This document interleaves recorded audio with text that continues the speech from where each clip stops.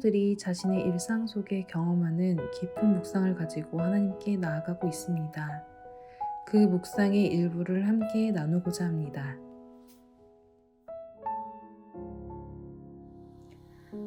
오늘 예배 때 배재철 씨 다큐를 일부 보게 되었다. 성악가 배재철 씨는 100년에 한 번 나올까 말까한 우리나라의 보물과도 같은 테너이다. 화려한 기술과 타고난 목소리를 들어보면 정말 한 마리 사자 같다. 한참 잘 나가던 때에 갑상선암 판정을 받고 노래를 못하게 된다. 절망 그 자체였을 것이다. 그의 노래를 듣고 받았던 감동의 은혜를 갚고자 사와다 코즈라는 친구가 다시금 노래할 수 있도록 최고의 성대 재활 수술 권위자를 찾아 수술을 받을 수 있도록 도와주었고, 다시금 무대에 설 수 있도록 돕는 조력자 역할을 한다. 사방팔방이 꽉 막혀 홍해 앞에 선 이스라엘 백성들 마음이었을 것이다. 출애굽기 말씀이었다. 배재철 씨는 아무것도 할 수 없을 때에 사와다 코지라는 친구가 선물처럼 등장했다. 우리의 인생도 꽉 막혀 답답하여 소망을 도저히 찾을 수 없는 일들이 질비해 있는데, 내 삶의 소망은 나를 포기하지 않으시는, 목숨까지도 내놓으시는 예수 그리스도께서 단단히 내 뒤를 지키고 계신다는 사실이다. 하나님은 나의 조력자 수준 정도가 아니라 주인이심을 잊지 말자. 그러므로 나는 무엇이든 가능하고 무엇이든 해볼 수 있다. 모세가 지팡이를 집었던 그 용기를 나도 오늘 구할 뿐이다.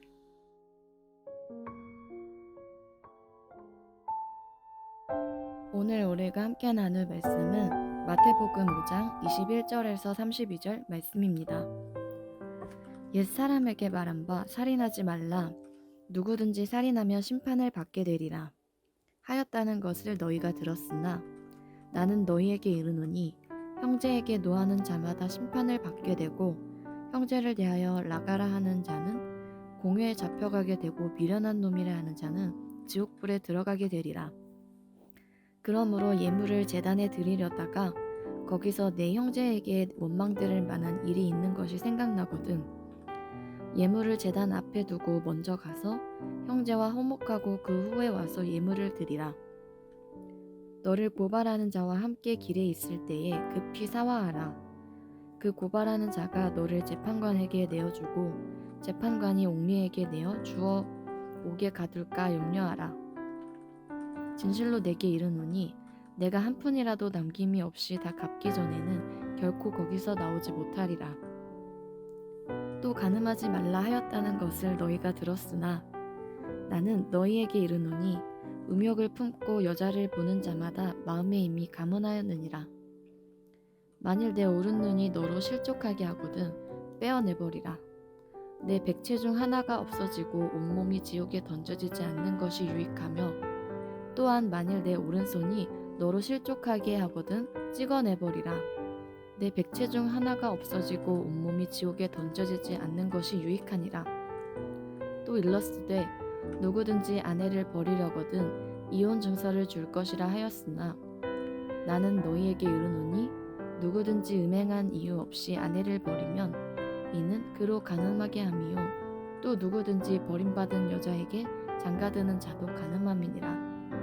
아멘. 반갑습니다. 오늘 마태복음 5장 21절부터 32절까지를 중심으로 중심을 들이다 라는 제목의 말씀을 함께 나누겠습니다. 지난 본문 16절에서 하나님께 영광을 돌리는 방법은 그리스도인의 착한 행실을 통해서라고 말씀하셨습니다. 16절을 보시면 이같이 너희 빛이 사람 앞에 비치게 하여 그들로 너희 착한 행실을 보고 하늘에 계신 너희 아버지께 영광을 돌리게 하라. 여기에 보면 단지 착한 행실이라고 되어 있어서 어떤 행위에 관한 것, 우리가 보여주는 어떤 모습에 관한 것이라고 생각할 수 있습니다. 그런데 사실 이게 정확하게 무엇을 말하는지는 알기 어렵습니다. 착한 행동이라는 것에 대한 기준이 모두에게 다르기 때문입니다. 그런데 여기에서의 착한 행실이라는 건 단지 선행이라는 의미가 아니라 정확하게는 율법이라는 말로 정리될 수 있습니다. 그래서 율법이 이어서 소개되는 겁니다. 그렇게 율법과 연결해서 말씀을 주시는 거죠. 결국에 율법을 통해서 다른 사람들이 신자들을 판단하게 된다는 것이고, 그것을 통해서 하나님께 영광을 돌리게 된다는 말씀인데, 거기에서 말씀하시는 율법은 어떤 행위가 아니라 정확하게 하나님을 사랑하는 것, 사람을 사랑하는 것입니다. 그 정신을 말씀하시는 겁니다. 하나님을 사랑하고 이웃을 사랑하는 정신, 그 진심입니다. 그러나 여전히 사람들은 율법이 정신이 아니라 어떤 행위 자체라고 생각합니다. 그래서 이어서 예수님께서 23절, 24절을 통해 과연 예수님께서 말씀하시는 게 무엇인지를 우리에게 소개하시려는 겁니다. 23절에 이렇게 되어 있습니다. 그러므로 예물을 제단에 드리려다가 거기서 너의 형제에게 원망 들을 만한 일이 있는 것이 생각나거든. 예물을 제단 앞에 두고 먼저 가서 형제와 화목하고 그 후에 와서 예물을 드리라. 자, 예물을 드리는 행위가 얼마나 중요하고 경건한 예식입니까? 이거 예배에 대한 거라고 생각할 수 있는데, 그러니까 예배라는 행위 자체가 매우 소중하고 어쩌면 신자가 누릴 수 있는 엄청난 특권입니다. 그런데 예수님께서는 지금 그 행위보다 형제와의 화목이 더 중요하다고 말씀하시는 셈입니다. 그런데 여기에 나오는 이 구조를 아는 것이 매우 중요할 겁니다. 형제에게 원망 들을 만한 일이 생각난 시점이 언제인가 하면 하나님 앞에 예물을 드리려고 하는 순간입니다. 자, 예배할 때 일어나는 일이라는 의미죠. 하나님을 예배하는 건 아까도 말씀드린 것처럼 하나님의 백성의 특권입니다. 그런데 그건 단지 예배라는 의식에 참석했다 이런 의미가 아니라 하나님의 주인 되심을 정직히 고백하면서 그러므로 하나님이 이끄시는 대로 순종하는 하나님의 백성이 되겠다라고 고백하는 순간입니다. 그래서 그때 하나님이 주시는 마음을 따라서 행하기로 하는 겁니다. 하나님께서는 그때 그 사람에게 어떤 한 가지를 생각나게 하시죠. 그게 형제에게 원망 들을 만한 일이었습니다. 그러면 그 사람은 어떻게 해야 합니까? 예물을 제단 앞에 두고 먼저 그 형제에게 가서 화목하고 그 후에 예물을 드려야 된답니다. 그 순간 하나님이 주시는 마음을 따라서 그렇게 행하는 겁니다. 나는 하나님을 믿는다. 하나님을 사랑한다. 천지를 지으신 하나님이 내 왕이다. 내 아버지다. 내 전부다. 나는 그분의 백성이다 라고 고백하지만 하나님이 우리에게 어떤 특정한 마음을 주실 때 조금만 불편해지면 나 못한다. 내가 왜 그렇게 해야 돼? 그 사람이 잘못했는데 그 사람이 나한테 먼저 와서 화해하고 미안하다고 해야지. 그래도 내가 용서를 해줄까 말까인데 내가 왜 그 사람한테 먼저 가야 돼? 라고 생각하지 말아야 한다는 겁니다. 하나님이 나에게 어떤 마음을 주신 건 나에게 명령하신 겁니다.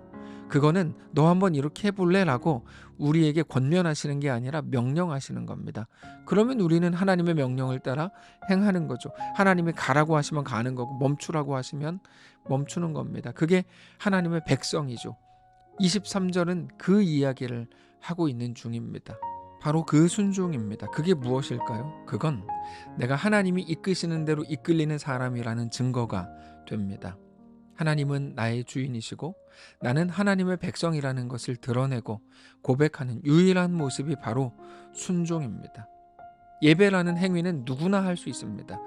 그러나 순종은 하나님의 백성만 할 수 있는 일입니다. 예수님께서 그것에 대해 말씀하시는 중입니다.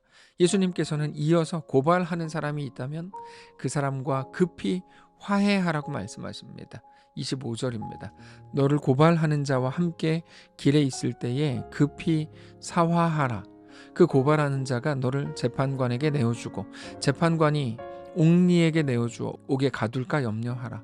진실로 너에게 이르노니 너가 한 푼이라도 남김이 없이 다 갚기 전에는 결코 거기서 나오지 못하리라. 자, 여기를 보면 빨리 화해하라. 사화하라는 말은 화해하라, 화목하라 이런 의미인데 빨리 화해하라고 말씀하시죠. 그건 단지 고통을 당하지 않기 위해서가 아니라 그것을 위해서라고 해도 그만큼 화해 자체가 중요하기 때문입니다. 오히려 예수님께서는 우리 앞에 있는 모든 것을 구실 삼아서라도 화해하라고 말씀하시는 중입니다. 그게 율법의 정신, 하나님을 사랑하고 사람을 사랑하는 것입니다. 우리는 예수님께서 행위와 정신에 대해서 어떻게 말씀하시는지를 알아야 합니다. 사람들은 행위로 드러나기 전에는 아무런 일도 저지르거나 일어나지 않은 것으로 생각합니다. 사람은 그의 중심을 볼 수 없고 그저 눈에 보이는 드러나는 모습만 볼 수 있기 때문입니다. 그러나 하나님은 그 중심을 보십니다. 그래서 우리의 속사람, 그 중심에 대해 말씀하시는 겁니다. 그래서 이어서 간음에 대해서 말씀하시는데 사람들은 단지 눈에 보이는 간음이라는 행위에 집중하지만 예수님께서는 여자를 보고 음욕을 품는 자마다 이미 마음에 간음한 것이다 이렇게 말씀하세요. 27절입니다. 또 간음하지 말라 하였다는 것을 너희가 들었으나 나는 너희에게 이르노니 음욕을 품고 여자를 보는 자마다 마음에 이미 간음하였느니라. 만일 너의 오른 눈이 너를 실족하게 하거든 빼어내버리라. 너의 백체 중 하나가 없어지고 온 몸이 지옥에 던져지지 않는 것이 유익하며 또한 만일 너의 오른손이 너를 실족하게 하거든 찍어내버리라. 너의 백체 중 하나가 없어지고 온 몸이 지옥에 던져지지 않는 것이 유익하니라. 또 일러스되 누구든지 아내를 버리려거든 이혼 증서를 줄 것이라 하였으나 나는 너희에게 이르노니 누구든지 음행한 이유 없이 아내를 버리면 이는 그로 간음하게 함이요 또 누구든지 버림받은 여자에게 장가드는 자도 간음함이니라. 이거는 단지 무엇을 범죄라고 규정할 것인가에 대해 말씀하시는 게 아니라 하나님이 사람의 중심을 보신다고 말씀하신다는 것을 알아야 합니다. 우리는 하나님 앞에서 조금 연약할 수 있습니다. 그러나 우리의 정신, 우리의 중심만큼은 하나님 앞에서의 온전함을 가져야 합니다. 그래서 하나님은 우리의 결정에 대해서 늘 왜를 물으실 것입니다. 왜 그렇게 행한 건지, 너의 중심에 뭐가 있는지를 물으신다는 말입니다. 단지 우리가 간음하지 않았기 때문에, 실수하지 않았기 때문에, 율법을 잘 지켰기 때문에, 헌금을 했기 때문에, 교회를 잘 다니고 있기 때문에 하나님 앞에서 우리의 그 행위로 의롭다고 인정받는 게 아닙니다. 우리의 중심에 하나님을 진심으로 사랑하는 마음을 가져야 하고 하나님의 형상을 담은 우리의 이웃을 진정으로 사랑하는 마음을 가져야 합니다. 그게 오늘 우리의 마음, 우리의 삶이어야 합니다.